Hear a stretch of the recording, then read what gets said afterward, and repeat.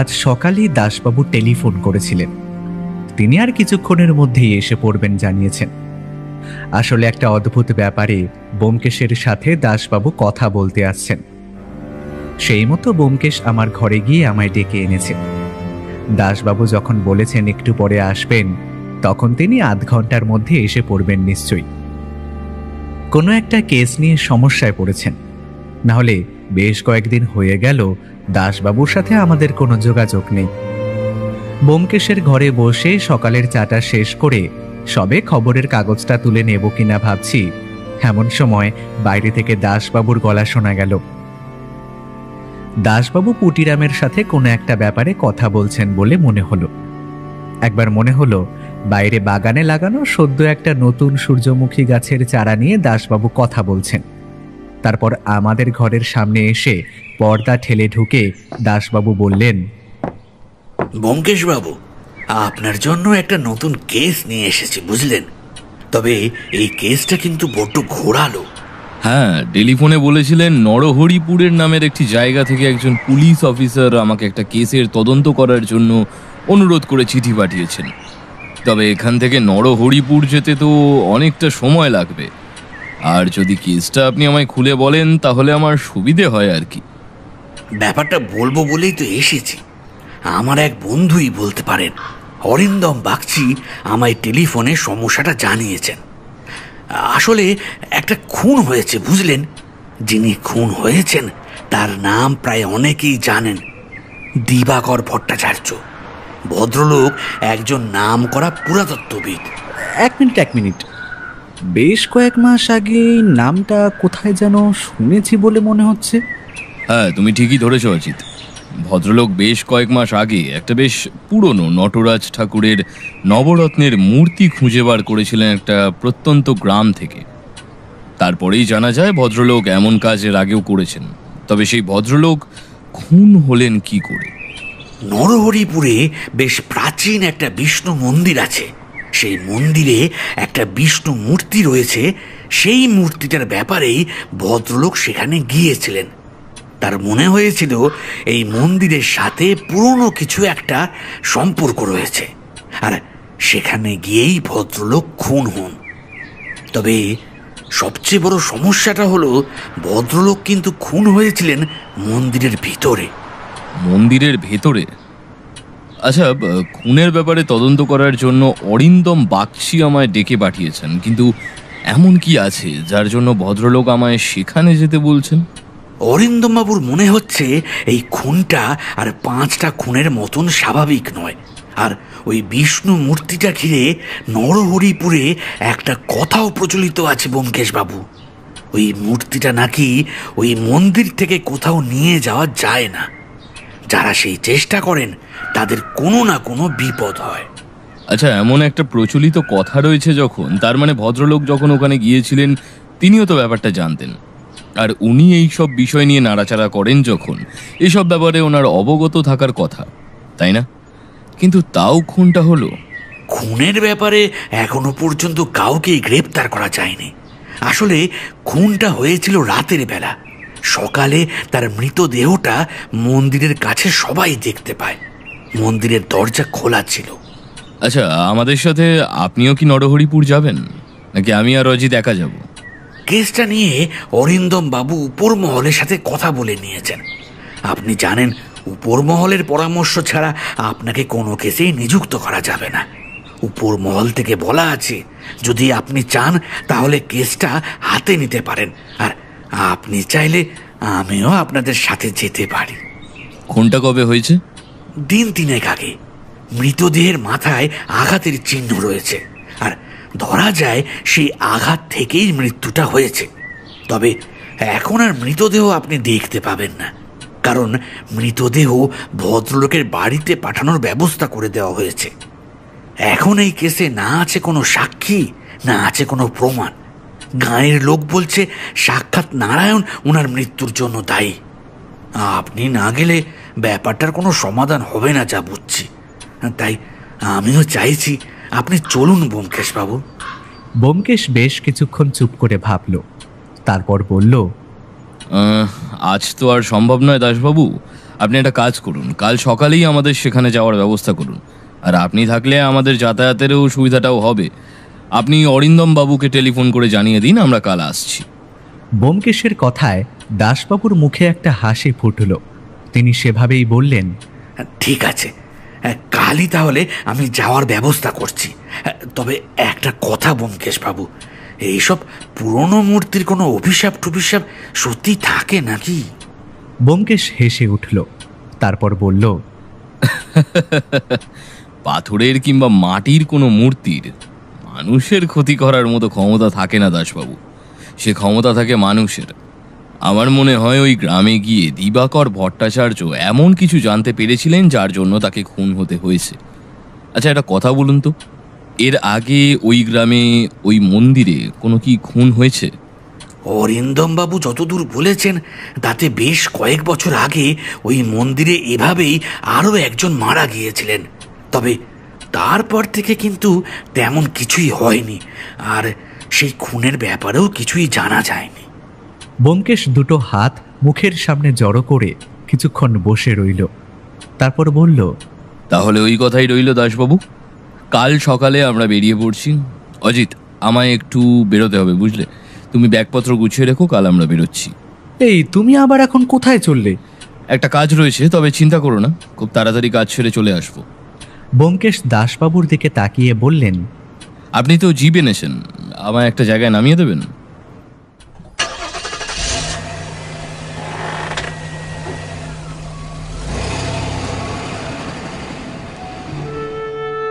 ব্যোমকেশ দাসবাবুর সাথে বেরিয়ে যেতে আমি আমার ঘরে চলে এলাম। কাল বেরিয়ে পড়তে হবে, তাই ব্যাগপত্র গুছিয়ে রাখা দরকার। তাছাড়া আগের কেসের ব্যাপারটা বেশ শেষের দিকে লেখা চলছে, সেটা শেষ করে রেখে তবেই বেরোবো। তাহলে বেরোনোর আগে সেটা পাবলিশার্সের কাছে পৌঁছে দিয়ে যাওয়া যাবে। এমন ভেবে নিয়ে আমি নিজের কাজ করতে লাগলাম। আর ব্যোমকেশ যদিও বলল নিজের কাজ করতে, তবে সেটি কি কারণ বা কাজে বেরিয়েছে তা আমি বুঝতে না পারলেও একটা ধারণা করতে পারলাম।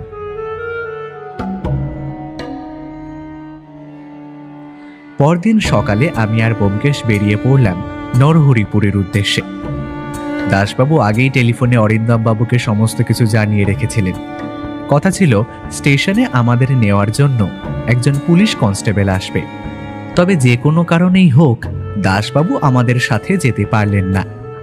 পুলিশের অনেক কাজ, তাই শহর ছেড়ে এই মুহূর্তে তার বেরিয়ে পড়া সম্ভব হলো না। কিন্তু তিনি আমাদের স্টেশন পর্যন্ত ছাড়তে এলেন। যাওয়ার সময় বারবার বলে দিলেন, ব্যোমকেশ বাবু, অরিন্দম বাবুকে কিন্তু আমি অনেক বড় মুখ করে আপনার কথা বলেছি, ব্যাপারটা একটু দেখবেন। ব্যোমকেশ একটু হেসে মাথা নাড়িয়ে জানালো, আমার দ্বারা যতটা সম্ভব হবে আমি নিশ্চয়ই করব দাসবাবু।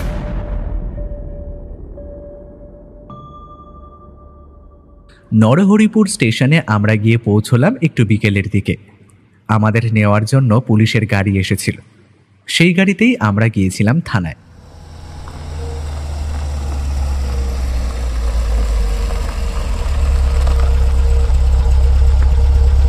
আমাদের জিপ থানার কম্পাউন্ডে ঢুকতেই ভেতর থেকে এক ভদ্রলোক সামনে এগিয়ে এলেন। তাকে দেখে অনুমান করতে পারলাম ইনি অরিন্দম বাগচি। আমাদেরকে দেখেই চিনে ফেললেন। বললেন, ব্যোমকেশবাবু আসুন, আপনি যে আমার কথায় এত দূর ছুটে আসবেন এটা আমার সৌভাগ্য।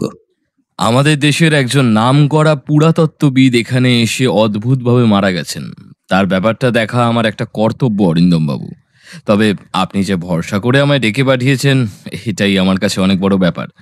এখন গোটা ব্যাপারটা নিয়ে আমি যদি একটু কিছু করতে পারি তাহলে তো আমারই ভালো লাগবে। দেখুন ব্যোমকেশবাবু, আপনাদের থাকার ব্যবস্থা গ্রামের ভেতরে এক জায়গায় করা হয়েছে। আমার মনে হলো গ্রামের ভেতরে থাকলে আপনার কাজ করতে সুবিধা হবে। আমিও সেটাই চাইছিলাম। গ্রামের ভেতর থেকে কেসটা নিয়ে ঘাঁটতে আমার সুবিধাই হবে, তবে আমাদের থাকার জায়গাতে এখন পাঠিয়ে দিলেই ভালো হয়। তার আগে আপনার সাথে কয়েকটা ব্যাপার নিয়েও কথা বলা প্রয়োজন আমার। আমরা থানার ভেতরে গিয়ে বসতেই আমাদের জন্য চা এলো। চা খেতে খেতে ব্যোমকেশ বলল, আচ্ছা, মৃতদেহটা প্রথম কে দেখেছিল? মন্দিরে একজন রয়েছে, মন্দিরটা বেশ পুরনো হলেও প্রতিদিন একবার করে মন্দিরে পুজো হয়, আর সকালের দিকটাতেই হয়। সেই সময় মন্দিরের পুরোহিত মন্দিরের কাছে গিয়ে লাশটা দেখতে পায়, তারপর পুলিশে খবর দেওয়া হয়। মন্দিরটা গ্রামের বাইরের দিকে কিংবা মন্দিরের কাছাকাছি তেমন কোনো ঘরবাড়ি নেই, এমন কিছু কি? আসলে পুরোহিত সকালে গিয়ে মৃতদেহটা দেখেছে, অথচ গ্রামের অন্য কেউ তার আগে দেখেনি, এমনটা কেন হলো? মন্দিরটা গ্রামের একদম শেষের দিকে, সেদিকটা লোকের যাওয়া তেমন একটা হয় না, মানে প্রয়োজনও পড়ে না। এই পুরোহিত পুজো দিতে যাওয়ার সময় এটা দেখে এবং তাতে আরও দেরি হয় পুজো দিতে। ভদ্রলোক এখানে এসে কোথায় উঠেছিলেন? মানে রাতে থাকার জন্য তিনি কোথাও ছিলেন, তা একবার আমার দেখা প্রয়োজন। গ্রামের একটা বাড়িতে উঠেছিল, আপনার থাকার জন্য যেখানে ব্যবস্থা করা হয়েছে তার কাছাকাছি। আচ্ছা, পুলিশ কাউকে সন্দেহ করছে? আমরা এখনো ব্যাপারটা বুঝে উঠতে পারিনি, তবে মন্দিরের মূর্তিটা নিয়ে ভদ্রলোকের বেশ কৌতূহল ছিল, আর মনে হচ্ছে কেউ হয়তো চায়নি মূর্তিটা নিয়ে ভদ্রলোকে এত কৌতূহল দেখান, তার জন্যই হয়তো এটা হয়েছে। আমরা বসে কথা বলছি, এমন সময় আর এক ভদ্রলোক থানার ভেতরে এসে ঢুকলেন। তাকে দেখে অরিন্দম বাবু উঠে দাঁড়িয়ে বললেন, আরে দীপঙ্কর বাবু যে, আসুন আসুন, পরিচয় করিয়ে দিই, দীপঙ্কর বাবু। ইনি হলেন এই গ্রামের একমাত্র মাথা বলতে পারেন, আর ইনি হলেন ব্যোমকেশ বক্সী। ওই যে দিবাকর বাবুর খুনের কেসটা নিয়ে উনি দেখবেন। হ্যাঁ, সেই ভালো অরিন্দম বাবু। আমাদের গ্রামে এমন একজন গুণী ভদ্রলোক এলেন, অথচ তার এভাবে মৃত্যু হলো, সে ব্যাপারটা একটু দেখা দরকার। কারাই বা এমন করলো বলুন তো? আমি এই ফাঁকে ভদ্রলোকের একটু বিবরণ দিয়ে রাখি। ভদ্রলোকের পরনে ধুতি পাঞ্জাবি, মাথার চুল বেশ লম্বা, মুখের রং ফর্সা, চেহারায় একটা আভিজাত্য রয়েছে। ব্যোমকেশ এই কথায় রায়বাবুর দিকে তাকিয়ে বলল, সে তো অবশ্যই, তবে আপনি যখন এই গ্রামের একজন গুণী মানুষ, তাহলে ব্যাপারটা নিয়ে আপনিও ভেবেছেন হয়তো। আপনার কিছু মনে হয়নি? দেখুন, গ্রামের লোকজন তো সব কিছু বোঝে না। মন্দিরে ওই ভদ্রলোকের যাওয়া আসার ব্যাপারটা গ্রামের লোকজন ভালো চোখে দেখেনি একদম। আর ওই মন্দিরের পাণ্ডা, মানে মন্দিরটা যারা তৈরি করেছিল তাদের বংশধর, সে ওই মন্দিরে ভদ্রলোকের যাওয়ার ব্যাপারটা ভালোভাবে নিত না, এমনকি সে একবার বারণ করেছিল। তবে খুনটাকে করলো সেটা আমি বুঝতে পারছি না ব্যোমকেশবাবু। আচ্ছা, মন্দিরের যে পাণ্ডা আছে, ওই ভদ্রলোকের নাম কি? এই ভদ্রলোকের নাম নরহরি সামন্ত, আর শোনা যায় তার পূর্বপুরুষরা এই মন্দির তৈরি করেছিলেন, এমনকি বিষ্ণু মূর্তিটা ওরাই তৈরি করেছিলেন। তাই মন্দিরের উপর তার একটা অধিকার বোধ সবসময় থাকে। আর সে দিবাকর বাবুর মন্দিরে যাওয়া আর মূর্তি নিয়ে নাড়াচাড়া করা, এই সমস্ত ব্যাপার খুব একটা ভালো চোখে নিত না। তাছাড়া মন্দিরের পুরোহিত দিবাকর বাবুকে বারণ করেছিলেন, তবে তিনি কিছুই শোনেননি। ব্যোমকেশ চুপ করে রইল, কিছুই বলল না। তারপর অরিন্দম বাবুর দিকে তাকিয়ে বলল, অরিন্দম বাবু, আমাদের থাকার জায়গায় যদি আমাদের পাঠিয়ে দেওয়ার ব্যবস্থা করেন তাহলে ভালো হয়। আজ তো আর কিছুই করা সম্ভব নয়, কাল থেকেই আমি ব্যাপারটা দেখতে শুরু করব। বলেই ব্যোমকেশ উঠে দাঁড়িয়ে রায়বাবুর দিকে তাকিয়ে বলল, আশা করি প্রয়োজন হলে আমি আপনার কাছ থেকে সাহায্য পাব। অবশ্যই, যখন যা প্রয়োজন হবে আমায় জানাবেন। আমি তো আপনাদের সাহায্য করার জন্যই আছি।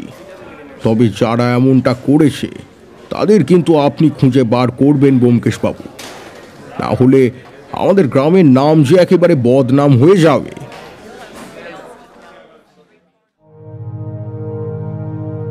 ব্যোমকেশ মাথা নাড়িয়ে বেরিয়ে আসতে পুলিশের জিপটা আমাদের গ্রামের ভেতর দিকে নিয়ে চলল, যেখানে আমাদের থাকার ব্যবস্থা করা হয়েছে। গ্রামের ঘরগুলো যেমন হয় তেমনই একটা মাটির ঘর, আর তার ওপরে টিনের ছাউনি, এমন একটা ঘর আমাদের জন্য ব্যবস্থা করা হয়েছে। তবে ঘরের ভেতরটা বেশ সুন্দর করে গোছানো, দেখলে বোঝা যায় আমাদের জন্যই এটা করা হয়েছে। ঘরে ঢুকে ব্যাগপত্র রেখে বিছানার উপর বসে ব্যোমকেশ বলল, কিছু বুঝতে পারছো যে দিবাকর বাবুর ওপরে গ্রামের যে কয়েকজন মানুষ সন্তুষ্ট ছিলেন না, সেটা কিন্তু এর মধ্যে বোঝা যাচ্ছে। আর এদের মধ্যেই কেউ একজন বোধহয় কাণ্ডটা ঘটিয়েছে। তুমি কি নরহরি বাবুর কথা বলছো? হলে হতেও পারে। তাদের মন্দিরে তাদের বিষ্ণু মূর্তি নিয়ে ভদ্রলোক কাজ করছিলেন, সেটা তার পছন্দ হয়নি হয়তো, তিনি বারণ করেছেন বারবার, বাবু শোনেননি, আর তাই। তাহলে তো সন্দেহের মধ্যে ওই মন্দিরের পুরোহিত পড়ছে। ব্যোমকেশ, তিনিও তো দিবাকর বাবুর মন্দিরে যাওয়াটা পছন্দ করতেন না। এছাড়া অন্য কেউ করতে পারে, সবার কথা তো এখনো আমরা জানতে পারিনি। তবে আমার কেন জানি না মনে হচ্ছে ব্যাপারটা খুব একটা সহজ হবে না। আমার ষষ্ঠ ইন্দ্রিয় আমায় কখনো মিথ্যে কথা বলে না, যে তুমি তো ভালো করেই জানো। তাহলে তদন্তটা কোথা থেকে শুরু করবে বলে ভাবছো? আজ আর কিছুই নয়, কাল সকালে প্রথমে মন্দিরটা দেখব, তারপর নরহরি বাবুর সাথে দেখা করব। এর মধ্যে চেষ্টা করতে হবে গ্রামে আর কে কে দিবাকর বাবুর ওপর অসন্তুষ্ট ছিলেন তাদের খুঁজে বার করা। তাহলে একটা সন্দেহের তালিকা করা যাবে। তারপর খুনের ব্যাপারটা একটু ঘেঁটে দেখতে হবে। বাকি কেসটা যেদিকে মোড় নেবে সেদিকেই যাব। আমরা নিজেদের মধ্যে কথা বলছি, বন্ধ দরজার ওপর একসময় টোকা পড়ল। ব্যোমকেশ সাথে সাথে বলল, কে? বাইরে থেকে একটা গলার স্বর ভেসে এলো। আজ্ঞা, আমি গণেশ। বড়বাবু আমাকে আপনাদের দেখাশোনা করতে বলেছে। আপনাদের এখন কিছু লাগবে নাকি সেটাই দেখতে এলাম। ব্যোমকেশ এগিয়ে গিয়ে দরজা খুলে দিতে ঘরের ভেতর ঢুকে এলো একজন গ্রাম্য লোক। তার কাঁধের উপর একটা গামছা, খালি গা, কোমরে মালকো চামার একটা ধুতি। ঘরের ভেতরে ঢুকে এসে একটু হেসে তারপর বলল, বাবু, আপনারা ওই ওই যে স্যারের মতো লোকটা এসেছিল, ওনার খুনের ব্যাপারে এখানে এসেছেন, হ্যাঁ তাই না? এই কথাটা তোমায় কে বললো?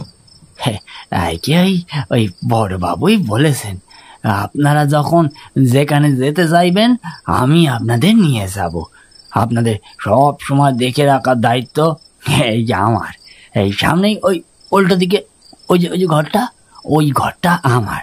এই যখনই কোনো প্রয়োজন হবে আমায় ডেকে নেবেন বাবু। হ্যাঁ, আপনাদের রাতের খাবার আমি একটু পরেই দিয়ে যাব। তা রাতের বেলা বাড়ির বাইরে না বেরোলেই ভালো হয় বাবু। গ্রামের দিক তো বুঝতেই পারছেন, কখন যে কি হয়ে যায়। আর তার উপর ওই এমন একটা ব্যাপার ঘটে গেল। ওটা তোমায় ভাবতে হবে না, তবে তোমায় একটা কাজ করতে হবে। ওই সাহেব ভদ্রলোক যার কথা তুমি বলছো, সে যে বাড়িতে ছিল সেই বাড়িটা তুমি চেনো? হ্যাঁ বাবু, আমি চিনি। আপনারা ওখানে যাবেন তো? আমি নিয়ে যাব আপনাদের কাল সকালে। তবে রাতের বেলা কিন্তু না যাওয়াটাই ভালো বাবু। কেন বলো তো?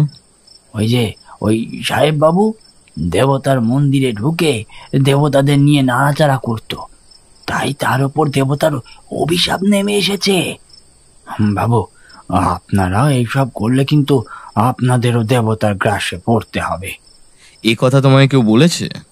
আমাদের গ্রামের সবাই বলেছে। ওই মন্দিরে যে পুজো করে সেও বলেছে বাবু। সে তো বলল মন্দিরে দেবতার মূর্তি নিয়ে নাড়াচাড়া করার জন্যই ওই পীর সাহেব এভাবে মারা গেছে। আমি বুঝতে পারছিলাম তার একটা কথাও ব্যোমকেশ বিশ্বাস করছে না, কিন্তু এই সময় তাকে কাজে লাগিয়ে বোধহয় কিছু কাজ বার করতে চাইছে। তাই তার কথায় বলল, ঠিক আছে, আমরা তোমাদের দেবতার খারাপ নজরে পড়ব না, তোমার চিন্তা নেই। কথাটা শুনে গণেশের মুখের হাসি যেন চওড়া হলো। তারপর বলল, হ্যাঁ, আপনারা শহরের মানুষ, ভালো মানুষ বাবু। বাবু, তাই আপনাদের বারণ করলাম আমি। তো এখন আমি চলি বাবু। হ্যাঁ, আপনাদের রাতের খাবারের আবার ব্যবস্থা করতে হবে। চললাম বাবু। গণেশ বেরিয়ে যেতেই ব্যোমকেশ দরজা বন্ধ করে আবার বিছানার উপর এসে বসল। তারপর আমি বললাম, তাহলে তোমার সন্দেহের তালিকায় আরও একজনের নাম বাড়ল ব্যোমকেশ, পুরোহিত মশাই। এখনো আমরা কেসে হাত দিইনি, তার মধ্যেই দুজনের নাম সংগ্রহের তালিকায় উঠে গেল আজই। এরপর কেসে হাত দিলে যে কি হবে তা বুঝতে পারছি না। ব্যাপারটা সহজ হবে না অজিত, ব্যাপারটা সহজ হবে না।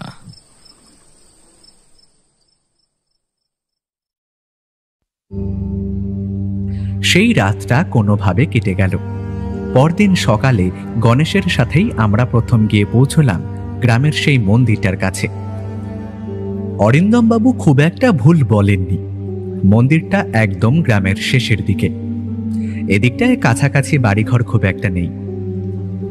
মন্দিরটা বেশ পুরনো, এখানে ওখানে সামান্য ভেঙে পড়েছে, তবে সেগুলো যে মেরামত করা হয়েছে তা দেখলেই বোঝা যায়। মন্দিরটা বেশ বড়। মন্দিরের সামনের দিকে কয়েক ধাপ সিঁড়ি উঠে মন্দিরের চাতালে এসেছে। তারপর বন্ধ দরজার ভেতরে সেই মূর্তি।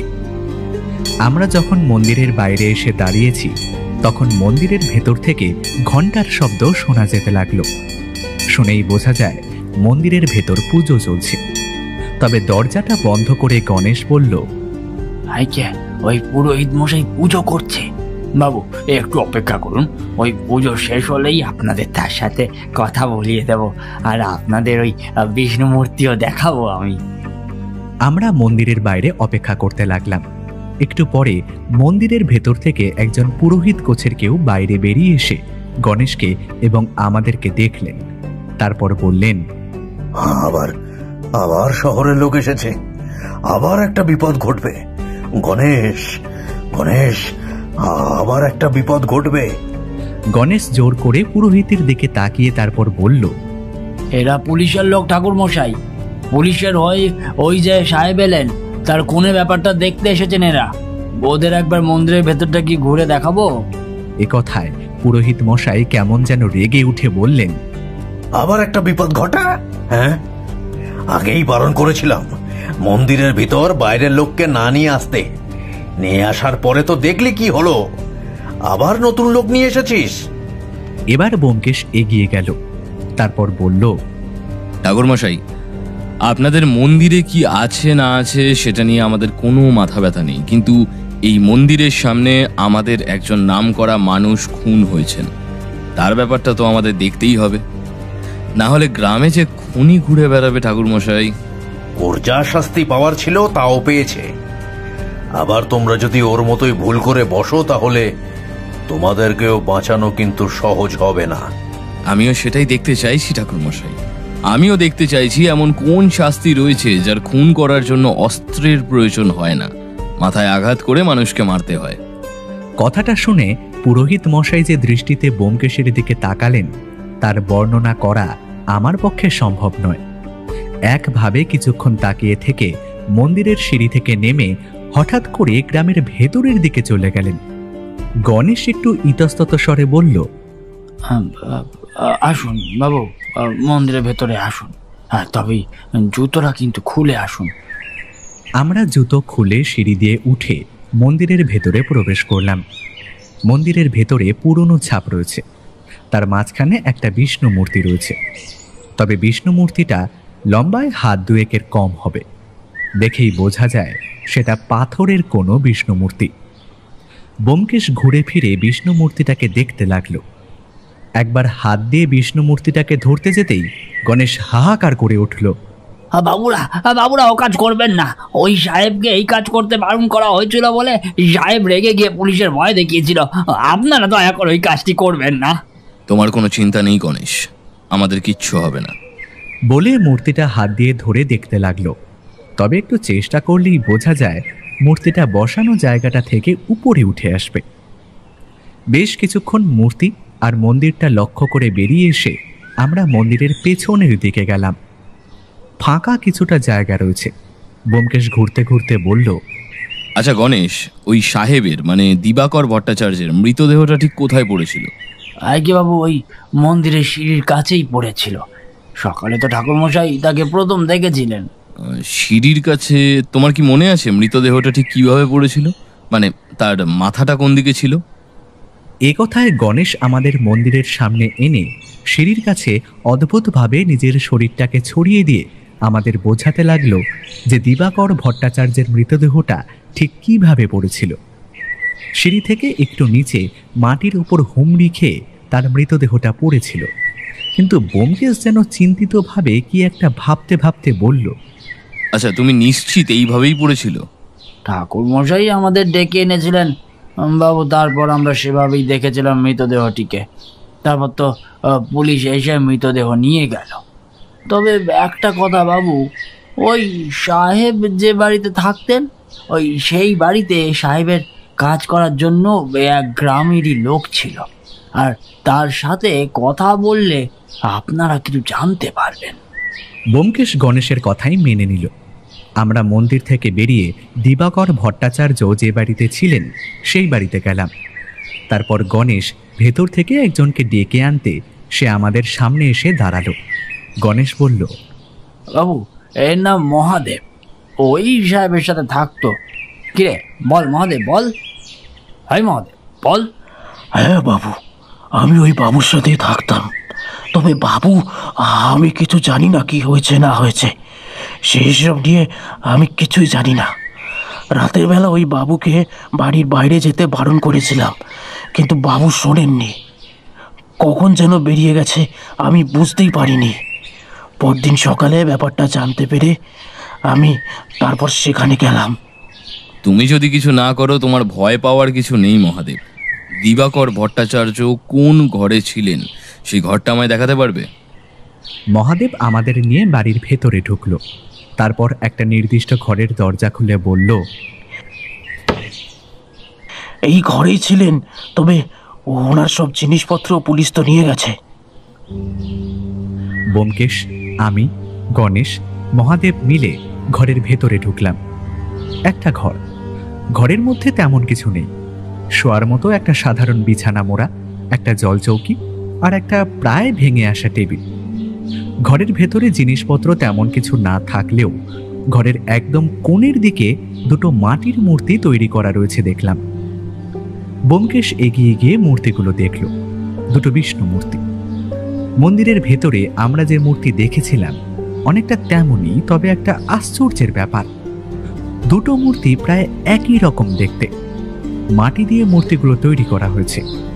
মাটি এখনো শুকিয়ে যায়নি, তাই ভালোভাবে বোঝা না গেলেও রোদের আলোতে মাটি পোড়ার মোটামুটি সময় অনুমান করা যায়। মূর্তিগুলোকে দেখে ব্যোমকেশ এগিয়ে যেতেই মহাদেব বলল, হঠাৎ করেই বাবু এই মূর্তি দুটো তৈরি করিয়েছিলেন গ্রামের একজনকে দিয়ে। আসলে কেন করিয়েছিলেন তা আমি জানি না। বাবুকে জিজ্ঞাসা করেছিলাম, কিন্তু বাবু কিছুই বলেননি।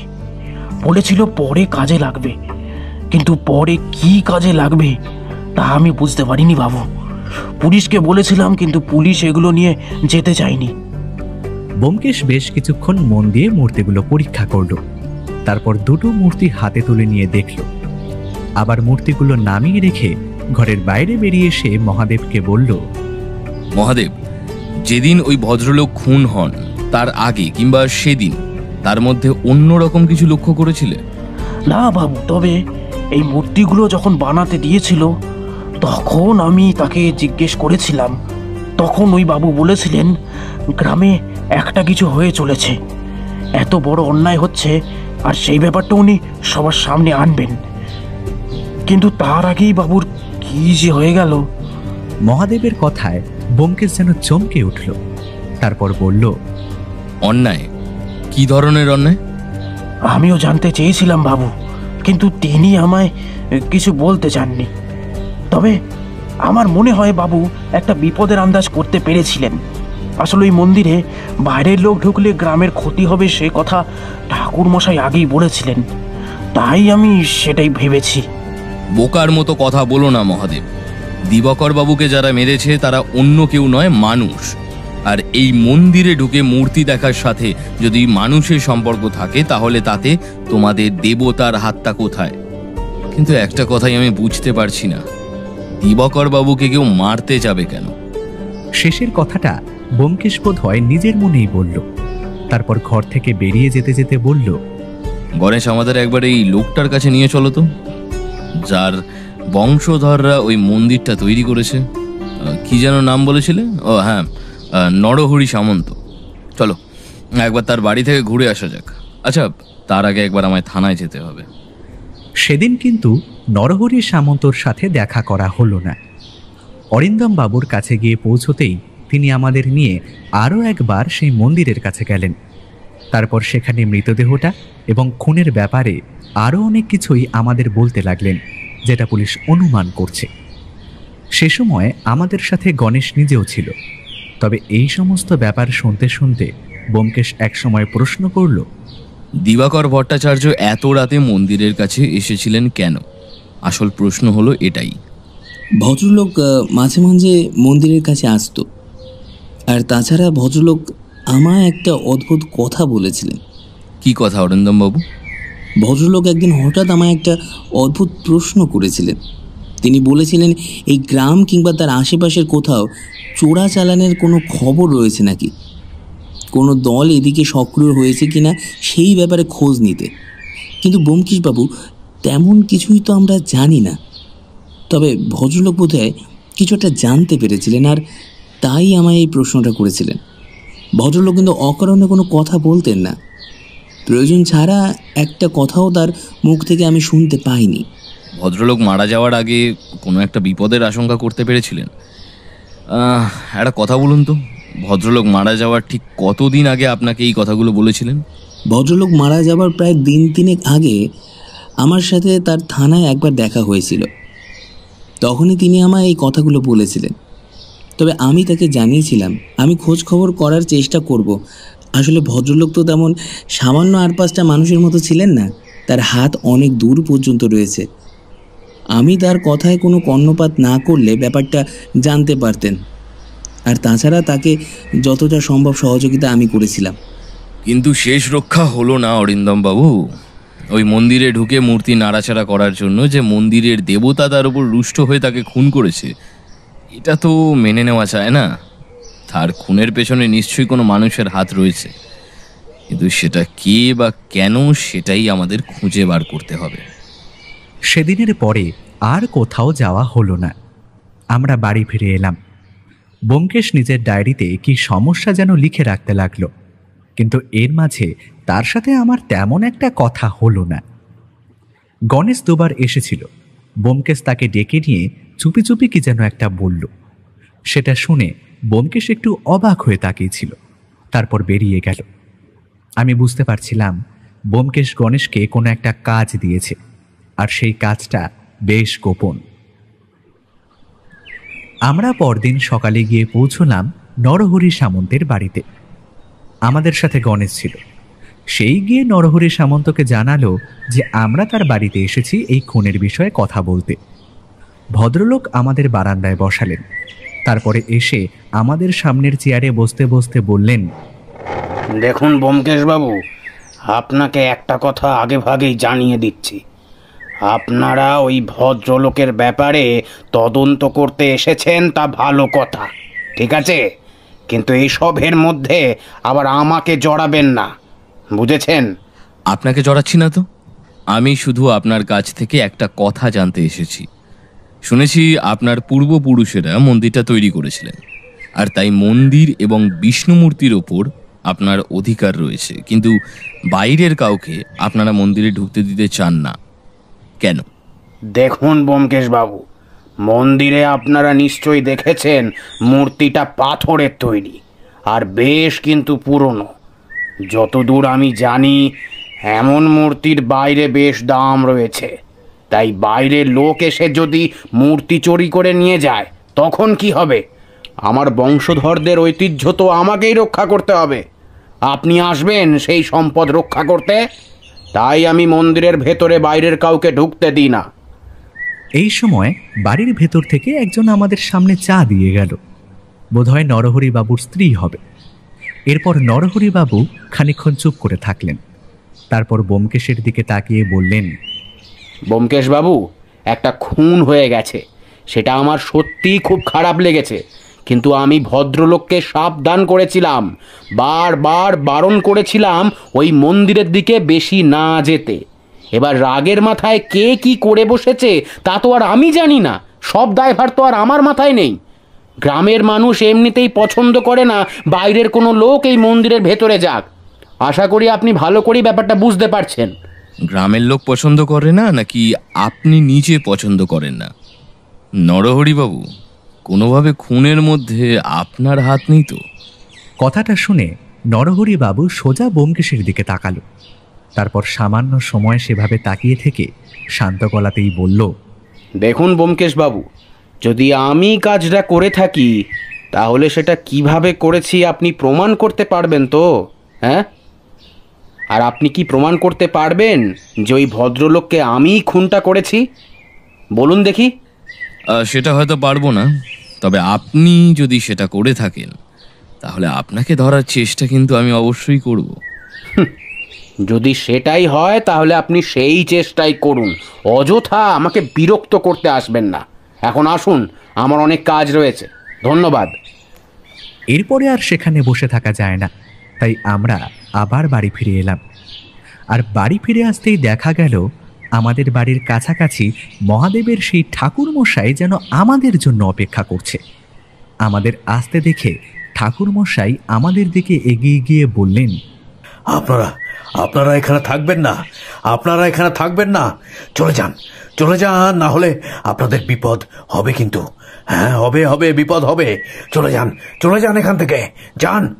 মনে হচ্ছে বিপদটা কি তা আপনি আন্দাজ করতে পেরেছেন, তাই না ঠাকুরমশাই? আর আমাদের সাবধান করে দিতে এসেছেন। কিন্তু খুনের তদন্তটা না করেছে আমি এখান থেকে যাব না। ঠাকুরমশাইয়ের মুখটা কেমন যেন কালো হয়ে গেল। তারপরেই তিনি বললেন, আপনাদের সাবধান করে দেওয়া আমার উচিত বলেই মনে হলো, তাই করলাম। এবার আপনাদের ব্যাপার, আপনারা বাইরের লোক, গ্রামে আপনাদের কিছু হলে গ্রামের বদনাম হবে, তাই বললাম। কথাটা মাথায় রাখবেন। কথাটা বলেই ঠাকুরমশাই আর দাঁড়ালেন না, গ্রামের দিকে চলে গেলেন। মহাদেব আর গণেশ অবাক হয়ে তার যাওয়ার দিকে তাকিয়ে রইল। আমিও তাকিয়ে রইলাম, কিন্তু ব্যোমকেশ যেন একটা ভাবতে লাগলো। আমি বুঝতে পারছিলাম সে কিছু একটা বুঝতে পেরেছে, এমন কিছু একটা বুঝতে পেরেছে যেটা দিয়ে এই কেসটা সমাধান করার প্রথম ধাপটা শুরু হয়ে গেছে। আমরা বসে আছি রায়বাবুর বাড়িতে। রায়বাবুকে ব্যোমকেশ জানিয়েছিল আজ সকালে তার বাড়িতে আসবে। সেই মতো রায়বাবু আমাদের জন্য সকালে চায়ের ব্যবস্থা করেছে, যা খেতে খেতে আমরা গল্প করছি। এক সময় তিনি বললেন, কি জানেন, এসব ছোটোখাটো কয়েকটা ব্যাপার না থাকলে গ্রামটা কিন্তু আমাদের ভালোই, একদম শান্তশিষ্ট, কোনো ঝামেলাঝাটি কিচ্ছু নেই।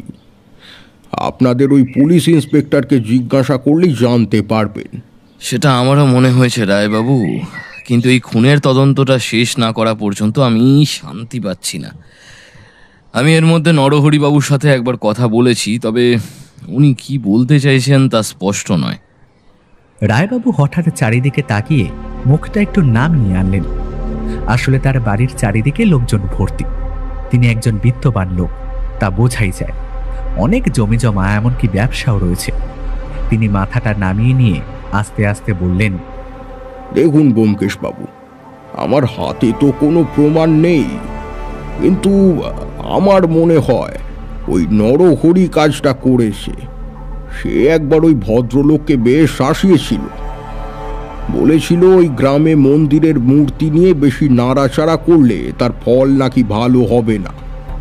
এখন রাতের অন্ধকারে সেই যদি গিয়ে খুন করে বসে, তাহলে তাকে দেখতে যাচ্ছেই বা কে? কিন্তু রায়বাবু, কোনো প্রমাণ কিংবা একটা জোরালো কোনো কারণ ছাড়া আমরা তো কিছুই করতে পারবো না। সেটাই তো সমস্যা ব্যোমকেশ বাবু। আমার হাতে যদি ক্ষমতা থাকতো তাহলে আমি তো সবটা বার করেই দিতাম। গ্রামে একজন বাইরের লোক এসে খুন হয়ে গেল, ব্যাপারটা তো ঠিক নয়, তাই না? আমরা বসে কথা বলছি। রায়বাবুর বাড়ির ভেতরের দিক থেকে একজন গয়লা গোছের কেউ দুটো বড় দুধ রাখার ড্রাম নিয়ে বাইরের দিকে চলে গেল। যাওয়ার আগে রায়বাবুর দিকে তাকিয়ে একবার বলল, বাবু আমি চলে গেলাম। রায়বাবু হাত নাড়িয়ে দিতে সে চলে গেল। তারপর আমাদের দিকে তাকিয়ে রায়বাবু বললেন, এখন বলুন ব্যোমকেশ বাবু, আমি কি আপনাকে কোনোভাবে সাহায্য করতে পারি? একটা কথা, আমার মনে হয় মন্দিরে ওই মূর্তিটার মধ্যে কিংবা মন্দিরে কোথাও একটা কোনো গন্ডগোল রয়েছে। না হলে দিবাকর ভট্টাচার্য মারা যাওয়ার কোনো কারণ তো থাকতে পারে না। তিনি একটা বিপদের সম্ভাবনা দেখতে পেয়েছিলেন। আমার মনে হয় মন্দিরটা নিয়েই তিনি কোনো একটা বিপদ বুঝতে পেরেছিলেন। আর যতদূর সম্ভব। ব্যোমকেশের কথা শেষ হওয়ার আগেই রায়বাবু বললেন, আমার সাথে সেই ভদ্রলোকের দু একবার কথা হয়েছিল। তিনি নিজেও কিন্তু আমায় এমন একটা কথা বলেছিলেন, তার মানে হয়েছে ওই মন্দিরটায় ওই মূর্তিটা সুরক্ষিত নয়। মূর্তিটা যে কোনো সময় চুরি হয়ে যেতে পারে।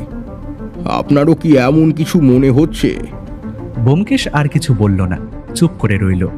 তারপর উঠে দাঁড়িয়ে বলল, রায়বাবু, আজ তাহলে আমরা চলি, বুঝলেন? যদি প্রয়োজন হয় আপনার কাছে আবার আসবো। নমস্কার। রায়বাবু উঠে দরজা পর্যন্ত আমাদের দিকে এগিয়ে এলেন, তারপর বললেন, আপনারা একটু সাবধানে চলাফেরা করবেন। গ্রামের লোকজন বুঝতেই পারছেন একটা খুন হয়ে গেছে, সবাই একটু ভয়ে ভয়ে রয়েছে আর কি।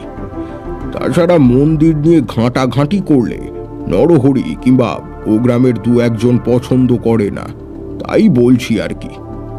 আমরা রায়বাবুর বাড়ি থেকে চলে এলাম আমাদের যেখানে থাকতে দেওয়া হয়েছিল সেখানে। গণেশ কিন্তু আমাদের ঘরে আর এলো না। আমি বুঝতে পারলাম গণেশকে যেই কাজে পাঠানো হয়েছে সেই কাজটা বোধহয় এখনো সম্পন্ন হয়নি। গণেশ ফিরে এলো দুপুরের দিকে। ব্যোমকেশের সাথে এসে বেশ কিছুক্ষণ ঘরের বাইরে কিছু কথাবার্তা বলল। তারপর গণেশ চলে যেতে ব্যোমকেশ ঘরের ভেতরে আসতে দেখলাম তার মুখটা সামান্য উজ্জ্বল। এমন একটা ব্যাপার এর আগেও আমি দেখেছি। যখন কোনো কেসের ব্যাপারে ব্যোমকেশ কোনো একটা অনুমান করতে পারে কিংবা তার সত্যতা বের হয়ে যায়, তখন ব্যোমকেশের মুখে এমন হাসি দেখা যায়। তাই আমি বললাম, কি হয়েছে ব্যোমকেশ, কিছু জানতে পারলে? কয়েকটা ব্যাপার জানতে পেরেছি, তবে একটা কথা এখনো বুঝতে পারছি না। দিবাকর ভট্টাচার্য হঠাৎ করে দুটো মাটির মূর্তি বানাতে গেলেন কেন? বোধহয় তিনি মূর্তিগুলো এখান থেকে নিয়ে যেতে চেয়েছিলেন, তাই ওগুলো বানাতে দিয়েছিলেন।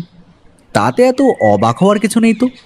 বোধহয় কিছু নেই, কিন্তু ওই ভদ্রলোক কিছু বোধহয় বুঝতে পেরেছিলেন, আর যার জন্য তাকে খুন হতে হয়েছে।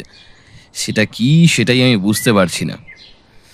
মন্দিরের ভেতরে আরও একবার যাওয়া দরকার অজিত। মন্দিরটা ভালো করে দেখা দরকার। আমার মনে হয় মন্দির থেকেই আমরা কিছু একটা খুঁজে পাবো। ব্যোমকেশের গলার স্বর স্পষ্ট ও দৃঢ়। আমি বুঝতে পারছিলাম ব্যোমকেশ কোনো একটা ব্যাপারে অনুমানটাকে খুব গুরুত্ব দিচ্ছে, আর তার মনে হচ্ছে সেই ব্যাপারটা জানতে পারলে কেসটা সহজ হয়ে যাবে। তাই আবার বললাম, গণেশকে ঠিক কী কাজে লাগিয়েছো বলো তো? একটা খবর দিয়ে গেল, আর একটা খবর বার করার জন্য কাজ করতে শুরু করলো। দেখো অজিত, এখানে গ্রামের লোকেদের সাহায্য ছাড়া আমরা কিছুই করতে পারবো না। আর গণেশকে ভরসা করা যায়, কারণ সে আমাদের দেখাশোনার দায়িত্ব নিয়েছে। আর তাছাড়া তাকে অরিন্দমবাবু বিশ্বাস করেছেন। যদি এই কাজ ভালোভাবে করতে পারে তাহলে একটা সম্ভাবনা থেকে যাচ্ছে কেসটা সমাধান করার। কিন্তু তার আগে মন্দিরে একবার যেতে হবে। তাহলে আর দেরি করে লাভ কি? এখনই চলো। দুপুরের দিকে সেখানে কেউ থাকবে বলে তো আমার মনে হয় না। চলো তাহলে এখনই যাওয়া যাক। আমরা আবার মন্দিরে গিয়ে পৌঁছলাম। আজ আমাদের সাথে আর কেউ ছিল না। আমি আর ব্যোমকেশ মন্দিরের ভেতরে ঢুকে মন্দিরের ভেতরটা ভালো করে খুঁজতে লাগলাম, কিন্তু মন্দিরে তেমন কিছুই পাওয়া গেল না। হঠাৎ মন্দিরের পেছনের দিকে খুঁজতে খুঁজতে মন্দিরের পেছনের দেওয়ালে লাল রঙের টুকরো দিয়ে আঁকা ছবি দেখা গেল। ছবিটা দেখেই বোঝা গেল কেউ যেন খুব নতুন হাতে দুটো বিষ্ণু মূর্তি এঁকে রেখেছে। তবে ছবিতে দুটো মূর্তি যেন একই, শুধু একটা মূর্তি সামান্য বড় আর একটা মূর্তি সামান্য ছোট। এই ছোট বড় ব্যাপারটা খুব সহজে অনুমান করা যায় না, কিন্তু ব্যোমকেশ সেটা দেখতে দেখতে কেমন যেন চমকে উঠে বলল, অজিত, এখানে দুটো একই ধরনের বিষ্ণু মূর্তি আঁকা রয়েছে। আর দিবাকর ভট্টাচার্য যেই ঘরে থাকতেন সেই ঘরে পাওয়া গেছে দুটো মাটির বিষ্ণু মূর্তি। ব্যাপারটা কাকতালীয় নয় অজিত, ব্যাপারটা কাকতালীয় নয়। কিন্তু এর মধ্যে তুমি কি খুঁজে পাচ্ছ ব্যোমকেশ? হ্যাঁ, তোমায় তাহলে ব্যাপারটা খুলেই বলি। আমার প্রথম থেকেই মনে হয়েছে এই মূর্তিটার মধ্যে কোনো একটা গন্ডগোল আছে। এসো আমার সাথে এসো। আবার আমরা মন্দিরের ভেতরে ঢুকতেই ব্যোমকেশ বিষ্ণু মূর্তিটাকে তুলে ধরে দেখালো। বিষ্ণু মূর্তিটা আমি হাতে নিতেই বুঝতে পারলাম বিষ্ণু মূর্তিটা কেমন যেন সামান্য হালকা বলে মনে হচ্ছে। পাথরের মূর্তি এতটা হালকা হওয়ার কথা তো নয়, আর পুরনো দিনের জিনিস একটু বেশি ভারী হয়। আমার মুখের দিকে তাকিয়ে ব্যোমকেশ সামান্য হেসে বলল, কি মনে হচ্ছে অজিত? মনে হচ্ছে না বিষ্ণু মূর্তিটা বেশ খানিকটা হালকা? অথচ এত পুরনো একটা বিষ্ণু মূর্তি যদি পাথরের হয় তাহলে সেটা এতটা হালকা হবার কথা নয়। আমার মনে হয় দিবাকর ভট্টাচার্য মূর্তিটার ব্যাপারে এমন কিছু জানতে পেরেছিলেন যেটা বাইরে কাউকে বলতে গেলে অন্য কারোর বিপদ হতে পারত, আর সেই কারণেই তাকে। কিন্তু তাকে অত রাতে এখানে ডেকে আনবে কে? তিনি যদি বুঝতেই পারতেন তার বিপদ রয়েছে, তাহলে এই কাজটা তিনি কেনই বা করবে? তাকে বোধহয় এমন কেউ ডেকে এনেছিল কিংবা এমন কেউ খবর দিয়েছিল যার ওপর তিনি অবিশ্বাস করতে পারেননি, আর তাই মৃত্যুটা হয়েছে। তুমি কাকে সন্দেহ করছো? এখনই কিছু বলা উচিত হবে না, আর একটু জোরালো প্রমাণের দরকার। একটা ব্যাপার মনে করো অজিত, অরিন্দম বাবু আমাদের কি বলেছিলেন? দিবাকর ভট্টাচার্য তার কাছে জানতে চেয়েছিল এই গ্রামে কিংবা আশেপাশে কোথাও চোরা চালানের কোনো খবর রয়েছে কিনা। আমার মনে হয় তিনি বুঝতে পেরেছিলেন এই মূর্তিটা নকল, আর সেই কারণেই তাকে খুন হতে হয়েছে। তবে আমার মনে হচ্ছে মূর্তিটা এখনো এই গ্রামেই আছে। তার জন্য একটা খবর নিতে আমি গণেশকে পাঠিয়েছি। সে যদি খবরটা আনতে পারে তাহলে একটা ব্যাপারে অন্তত নিশ্চিন্ত হওয়া যাবে। আমি ব্যোমকেশের কথায় অবাক হয়ে গেলাম। ব্যোমকেশ যে কি করতে চাইছে আমি কিছুই বুঝতে পারছি না। তবে এর মধ্যে একটা ব্যাপার লক্ষ্য করেছিলাম। প্রতিদিন সন্ধ্যের দিকে ব্যোমকেশ একাই কোথাও যেন বেরিয়ে যায়। এখন সেই ব্যাপারটাই তাকে জিজ্ঞাসা করলাম। আচ্ছা ব্যোমকেশ, তুমি প্রতিদিন সন্ধ্যের দিকে কোথায় বেরিয়ে যাও বলো তো? ব্যোমকেশ হেসে আমার দিকে তাকিয়ে বলল, যার আহ্বানে আমি এখানে এসেছি তার সাথে কেসটা নিয়ে আলোচনা করতে। তোমায় নিয়ে যাওয়াই যেতে পারে, কিন্তু তোমায় নিয়ে গেলে সবার সন্দেহটা সেদিকেই থাকবে, তাই আমি একা বেরিয়ে থানায় পৌঁছে যাই। অরিন্দম বাবুর সাথে কথাবার্তা বলার জন্য তুমি হয়তো খেয়াল করেছো দিনের বেলা আমি ওনার সাথে দেখা করি না, তাতে আমাদের কাজ করতে অসুবিধা হতো, বুঝলে অজিত? তবে কেসটা বোধ হয় খানিকটা গুটিয়ে ফেলেছি। ব্যোমকেশ আর কোনো কথা বলল না। আমরা সেদিনের মতো বাড়িতে ফিরে এলাম। তবে বুঝতে পারলাম ব্যোমকেশ গোপনে বেশ কিছু কাজ করে চলেছে, যেটা আমি জানতে পারছি না। তবে এটা বরাবরই হয়ে এসেছে, তাই আমি আর তেমন কিছু বললাম না। পরদিন সকালে ব্যোমকেশ অরিন্দম বাগচিকে নিয়ে রায়বাবুর বাড়িতে গিয়ে উপস্থিত হলো। তবে আগের দিন রাতে ব্যোমকেশ গণেশকে দিয়ে কোনো একটা কাজ করিয়েছিল বলে মনে হচ্ছিল, কারণ সন্ধেবেলা ব্যোমকেশকে দেখছিলাম গণেশের সাথে কথাবার্তা বলতে। আবার গণেশ বেশ গভীর রাতে ঘরে এসে দরজা টোকা দিয়েছিল। ব্যাপারটা যে কি হয়ে চলেছে আমি কিছুই বুঝতে পারছিলাম না। তবে এটা বুঝতে পারছিলাম ব্যোমকেশ কেসটার শেষের দিকে নিয়ে চলে এসেছে। তবে তার সন্দেহ কার দিকে সেটাই বুঝতে পারলাম না। আমার যদিও এখনো মনে হচ্ছে নরহরি বাবু এসবের পেছনে রয়েছে, কারণ তিনি সেদিন নিজের বাড়িতে বসেই জোর গলায় বলেছিলেন, ব্যোমকেশ যদি পারো তার বিরুদ্ধে প্রমাণ জোগাড় করে দেখাও। উল্টো দিকে রায়বাবুকে এসবের মধ্যে না রাখাই শ্রেয় বোধ হয়। ওনাকে দেখে তো মনে হয় বেশ ভালো মানুষ, এমনকি তিনি ব্যোমকেশকে সাহায্য করতেও চেয়েছেন সব কিছুতে। কিন্তু ব্যোমকেশ যে ব্যোমকেশই, আর সেটা আরও একবার প্রমাণ হয়ে গেল। রায়বাবুর বাড়িতে আমরা বসে রয়েছি। আগের দিনের মতো একজন চা দিয়ে গেছে। বেশ কিছুক্ষণ চা খাওয়া দাওয়ার পর রায়বাবু হঠাৎ ব্যোমকেশের দিকে তাকিয়ে প্রশ্ন করলেন, কি ব্যাপার বলুন তো অরিন্দম বাবু, আজ সকাল সকাল আপনারা একেবারে আমার বাড়িতে, ব্যাপার কি? কথাটার উত্তর অরিন্দম বাবু দিলেন না। তার বদলে ব্যোমকেশ বলল, আপনার সাগরের যে ধরা গেছে রায়বাবু, কাল রাতে অন্ধকারে মূর্তিটা পাচার করার জন্য চেষ্টা করেছিলেন, তবে সেটা আর সম্ভব হয়নি। এই কথায় রায়বাবুর মুখটা কেমন যেন গম্ভীর হয়ে গেল। তিনি ব্যাপারটা সামলে নিয়ে বললেন, আমার সাগরেদ? আর কোন মূর্তির কথা আপনি বলছেন? আমি তো কিছুই বুঝতে পারছি না।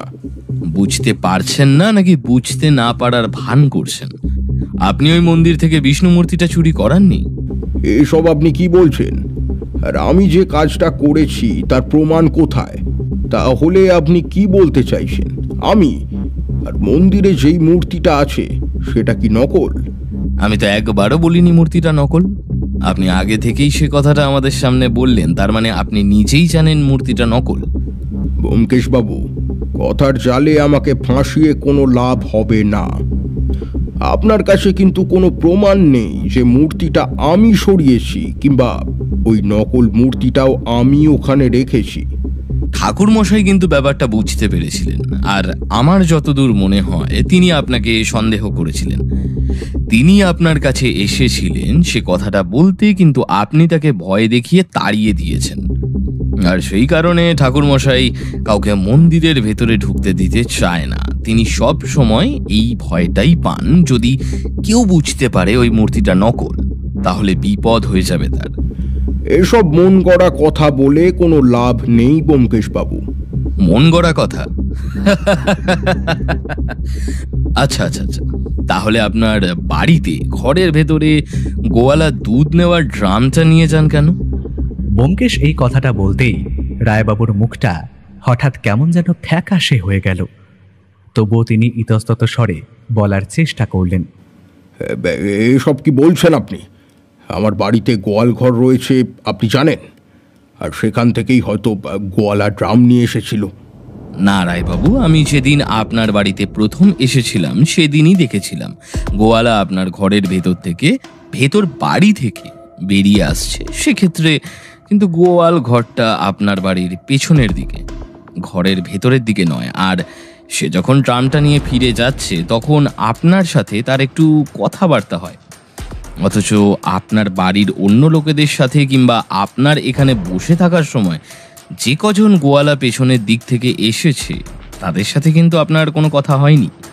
সেই ব্যাপারটাই আমার সামান্য খটকা লেগেছিল, তাই গ্রামেরই একজনকে দিয়েই আমি লোকটার উপরে নজর রাখতে বলেছিলাম। সে জানিয়েছিল লোকটা গ্রামের কেউ নয়, পাশের গ্রামের। আর এর মধ্যে অরিন্দমবাবু খোঁজ খবর নিয়ে জানতে পেরেছে আশেপাশের কয়েকটা গ্রাম থেকে কিছু পুরনো মূর্তি এবং কয়েকটা চুরির খবর রয়েছে। আমার মনে হয় সমস্ত কিছুর জন্য দায়ী আপনি। আপনি কাজটা ঠান্ডা মাথায় পরিকল্পিতভাবেই করাচ্ছেন, আর সেই কারণেই কাল আমি একটা কাজ করেছিলাম। কাল আমি আপনার কয়েকজন লোকেদের মধ্যে এই কথাটা ছড়িয়ে দিয়েছিলাম যে আমরা আজ আপনার বাড়িতে সার্চ করতে আসব। আর তখনই আপনি মূর্তিটাকে রাতের অন্ধকারে সেই গোয়ালাকে দিয়ে সরিয়ে দিয়েছিলেন, মানে যে আপনার হয়ে কাজ করে গোয়ালা সেজে ড্রামে করে মূর্তি নিয়ে চলে যায়, অথচ সবাই ভাবে সে দুধ নিয়ে যাচ্ছে। তাকে দিয়ে রাতের অন্ধকারে পাচার করানোর যে চেষ্টা করেছিলেন, কিন্তু দুর্ভাগ্যবশত সে আমাদের কাছে ধরা পড়ে গেছে। এবার সে সমস্তটাই স্বীকার করেছে। আপনি যদি নিজেও স্বীকার করে নেন তাহলে কাজটা কিন্তু ঠিক হলো না ব্যোমকেশ বাবু। আপনি অকারণে আমায় ফাঁসিয়ে দিতে চাইছেন। আমি জানি আপনার অনেক টাকার জোর রয়েছে, আপনার অনেক লোকজন রয়েছে, কিন্তু আপনার বিরুদ্ধে যে প্রমাণ রয়ে গেছে, আপনার কাজ করা দুজন আমাদের কাছে ধরা পড়েছে। এমনকি আশা করছি 2-1 দিনের মধ্যে আপনার এই চোরা চালানের দলটাকেও আমরা ধরতে পারবো। তেমন কিছু খবর আমাদের কাছে চলেও এসেছে। এছাড়া ঠাকুর মশাই এমনকি গ্রামের 2-1 জন যারা মূর্তিটার ব্যাপারে আপনাকে সন্দেহ করে তাদের জবানবন্দিও কিন্তু আমাদের কাজে লাগবে। এখন আপনাকে শুধু ব্যাপারটা জানাতে এলাম। আপনাকে গ্রেফতার করার জন্য ওয়ারেন্ট বার করতে হবে, কারণ এমনি এমনি আপনাকে গ্রেফতার করলে খুব সহজেই আপনি বেরিয়ে আসবেন। তবে আশা করছি আজকের মধ্যেই কাজটা হয়ে যাবে। এখন তাহলে চলি রায়বাবু, বাকি কাজটা অরিন্দম বাবু নিজেই করে নেবেন। চলুন অরিন্দম বাবু। আমরা সেখান থেকে বেরিয়ে এলাম। রায়বাবু নিজের উঠোনের উপরে চেয়ারে বসে এক দৃষ্টিতে ব্যোমকেশের দিকেই তাকিয়ে রইলেন। পথে আস্তে আস্তে অরিন্দম বাগচি ব্যোমকেশকে প্রশ্ন করলেন, আচ্ছা ব্যোমকেশ বাবু, আপনি যে কিভাবে সন্দেহ করলেন বলুন তো যে রায়বাবুই কাজটা করেছিলেন? আর এই মূর্তিটা যে নকল সেটাই আপনি বুঝলেন কি করে? আমার সন্দেহ শুধু রায়বাবু নয়, বেশ কয়েকজনের ওপরেই ছিল, কিন্তু বাকিদের শক্ত কোনো মোটিভ ছিল না। নরহরিবাবু তার বংশের সম্পত্তি আগানোর জন্য মন্দির নিয়ে একটু বেশি ভাবেন, তাতে আলাদা করে সন্দেহ করার মতো কিছু নেই। প্রথমে সন্দেহ হয়েছিল, তবে তিনি যখন নিজেই আমায় বললেন যে তার বিরুদ্ধে প্রমাণ জোগাড় করতে, তখন বুঝলাম লোকটা এর সাথে জড়িত নয়। তিনি শুধু নিজেদের সম্পত্তি বাঁচাতে চাইছেন। এরপরে যদি ঠাকুরমশাইয়ের কথা বলি, তিনি একজন পুরোহিত, তার কাজ পুজো করা। তিনি কোনো কারণে যে মন্দিরটাকে আর মূর্তিটাকে আড়াল করতে চাইছেন তা বুঝতে পেরেছিলাম, কিন্তু সেটা যে কোন কারণেই হতে পারে তার পক্ষে একজনকে খুন করা সম্ভব হবে বলে আমার মনে হয়নি। এরপরে আমি নতুন কারোর কথা ভেবেছিলাম, কারণ প্রথমে রায়বাবুর ওপর আমার সন্দেহ হয়নি, কিন্তু খুনের ব্যাপারটা নিয়ে দেখতে গিয়েই মনে হলো যতদূর সম্ভব দিবাকর ভট্টাচার্যকে কেউ অনুসরণ করছিল, কারণ মন্দিরের সিঁড়ির বাইরের দিকে তার মৃতদেহটা যেভাবে পড়েছিল তাতে মনে হয়েছে তিনি মন্দির থেকে বেরোবার সময় কেউ তার ওপর আক্রমণ করে। আর তার মতন একটা বাইরের লোককে আক্রমণ করার একটাই কারণ হতে পারে, বোধহয় তিনি কিছু জানতে পেরেছিলেন। তিনি যে একটা বিপদের আশঙ্কা করেছেন সেটাও আমি জানতে পেরেছিলাম। আর তার ঘরে দুটো মাটির বিষ্ণু মূর্তি, এমনকি ঠিক তেমনই বিষ্ণু মূর্তি মন্দিরের পিছনের দেওয়ালে আঁকা, তবে একটা ছোট একটা বড়। এগুলোর মধ্যে দিয়ে তিনি কিছু একটা বোঝাতে চাইছিলেন, আমি বুঝতে পারছিলাম, কিন্তু সেটা ঠিক কি তা আমি বুঝতে পারিনি। তবে মাটির মূর্তি দুটো হাতে তুলে নিতেই ব্যাপারটা পরিষ্কার হয়ে গেছিল। একটা মূর্তি ভারী আর একটা মূর্তি হালকা, অর্থাৎ তিনি কোনোভাবে ওই বিষ্ণু মূর্তিটার সাথে আর একটা বিষ্ণু মূর্তির কথা বলতে চাইছেন, তবে ব্যাপারটা সোজাসুজি বলতে পারছেন না, কিংবা তিনি পুলিশকেও জানাতে পারেননি। তার পেছনে কি কারণ থাকতে পারে? কি কারণ ছিল ব্যোমকেশ? কারণ একটাই ছিল, তিনি যখন এখানে এসেছিলেন তখন কিন্তু মূর্তিটা আসল ছিল। তিনি এখানে দিন 15 ছিলেন, তারপরে হঠাৎ করে মূর্তিটা তার মনে হয়েছে বদলে গিয়ে কেউ নকল মূর্তি রেখে দিয়েছে। এই ব্যাপারটা যদি তিনি পুলিশকে জানান তাহলে পুলিশ প্রথমে তাকেই সন্দেহ করবে, তাই তিনি পুলিশকে জানাতে পারেননি। তাহলে কি মূর্তিটার ব্যাপারে জেনে ফেলার জন্যই তার মৃত্যু হয়েছিল? আর এত রাতে তিনি ওখানে গিয়েছিলেন কি করতে?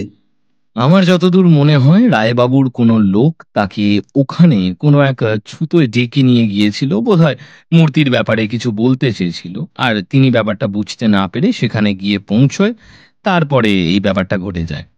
তবে রায়বাবুর বাড়িতে গিয়ে সেদিন ওই গোয়ালার অদ্ভুত ব্যবহার আর গণেশের বলা একটা কথা আমি যদি না শুনতাম তাহলে ব্যাপারটা এত সহজে ধরতে পারতাম না।